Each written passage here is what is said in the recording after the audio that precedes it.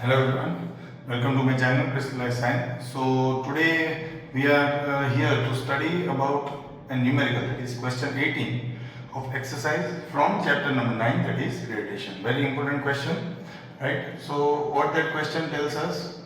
So that question tells us that a thrower is trying to throw a ball, right? And it returns back after 6 seconds. So total time taken is 6 second.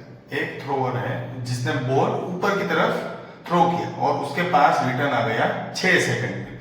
ठीक है, तो सबसे पहला question ये है कि कितनी velocity से उसने ये बॉल को थ्रो किया है. ठीक है, तो कितनी वेलोसिटी से थ्रो किया है वो हमें जानना है. तो इसमें हमें v फाइंड करना है कि u, तो हमें यहाँ पे फाइंड करना होगा वेलोसिटी. वेलोसिटी का मतलब होता है यहाँ पे u. U स्टैंड्स फॉर, आप सबको मालूम होगा, इनिशियल वेलोसिटी, क्योंकि थ्रोअर पहले से ही कोई एक वेलोसिटी से, कोई एक स्पीड से उसको, है ना, थ्रो कर रहा है.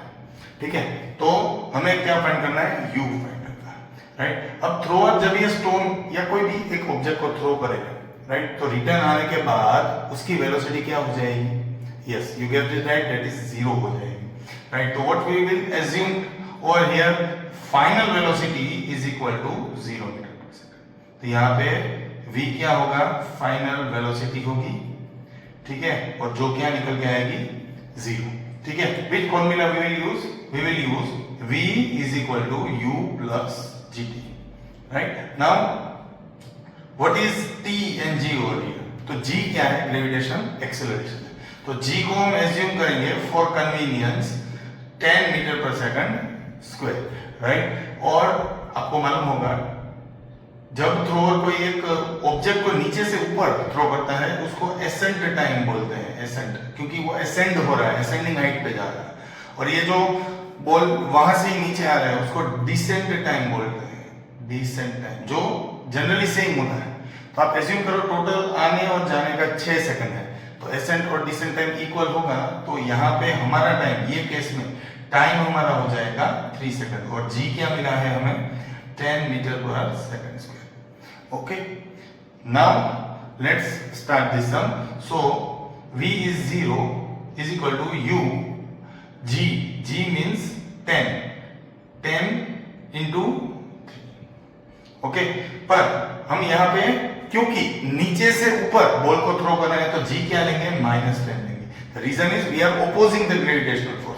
So I will write this as -10. So u will become 30 metre per second. इसका मतलब क्या हुआ, मैंने 30 की स्पीड से ये ऑब्जेक्ट को ऊपर थ्रो किया है. ओके, सेकंड क्वेश्चन इज, ये अगर नीचे से ऊपर थ्रो हो रहा है तो मैक्सिमम हाइट वो कितनी गेन कर रहा है. मैक्सिमम हाइट मतलब हमें क्या फाइंड करना है, डिस्टेंस फाइंड करना है, right. What is the formula for that, s is equal to ut plus half gt square. Okay, now let us calculate s is equal to u, हमें अभी मिला जो है 30, राइट. मैक्सिमम हाइट मतलब accent time लेंगे, accent time क्या मिला हमें, 3 सेकंड. तो 30 into 3, right, plus half into g क्या हो रहा है, ओपोज हो रहा है क्योंकि नीचे से ऊपर जा रहा है, तो g हमने क्या लिया है, -10 t स्क्वायर. t स्क्वायर का मतलब क्या होगा, 3 का square, that is 9. Okay, so s is equal to 90, right. 2 5s are 10 minus 45, so s will be 45 meter. So this is your maximum height. This is your maximum height, right?